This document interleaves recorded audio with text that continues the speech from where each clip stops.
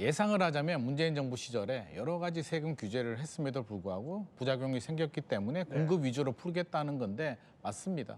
원칙적으로는 맞는데 공급이 이게 하루아침에 일어나는 건 아니고요. 지금 열심히 해도 5년? 한 10년 후에 공급 물량이 나오기 때문에 시장의 수요자들이 기다려줄지는 좀 의문이고요. 그러면 규제 카드라고 한다면 대출 규제, 금융 규제 카드가 있고요. 또 하나는 세금 규제 카드가 있는데 지금 세금 규제 카드는 좀 자제하겠다.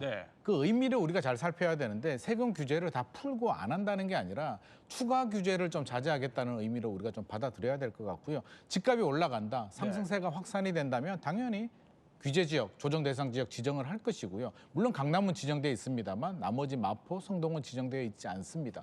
계속 올라가죠. 7월에 스트레스 DSR 3단계 시행을 보고 그러니까요. 그래도 집값이 올라간다라고 하면 추가 대출 규제 15억 이상 뭐 대출을 막는다든지 이런 규제 나올 수 있을 것 같고요. 그래도 확산이 돼서 이제 노동안까지 상승이 번졌다. 굉장히 위험한 상황이죠. 이렇게 된다면 한 교수님 말씀하신 것처럼 세금 규제 카드 나옵니다. 종합부동산세 올리고 양도세 중과세가 내년 5월 9일까지 한시적으로 유예를 하고 있거든요. 아마 유예를 안 하는 방향으로 해서 그때까지 팔어.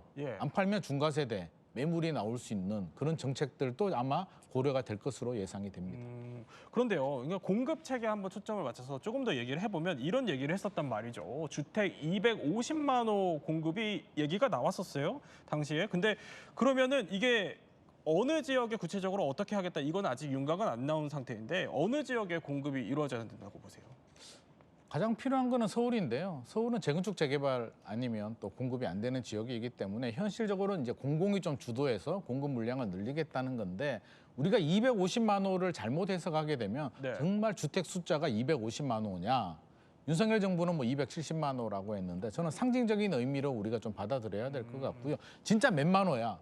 100만 호면 괜찮고 150만 호는 안 되느냐? 뭐 그런 의미로 우리가 보면 안 될 것 같고요. 가장 빠르고 쉬운 방법이 신도시 개발입니다. 3기 신도시는 하던 대로 일관성 있게 진행이 되고 이제 4기 신도시를 하겠다라고 최종 공약집에서는 빠졌습니다만 그런 멘트를 언급을 했는데요. 결국에는 신도시 카드밖에 없을 것 같습니다. 문제는 4기 신도시 지금 해도 10년 이상 걸리기 때문에 지금 불안한 시장의 수요자들이 당장 내 집 마련을 못해서 굉장히 좀 불안한 마음을 가지고 있는데 10년 후에 나오는 4기 신도시 카드가 얼마나 불안한 마음을 잠재울 수 있을지가 관건이 될 것 같습니다.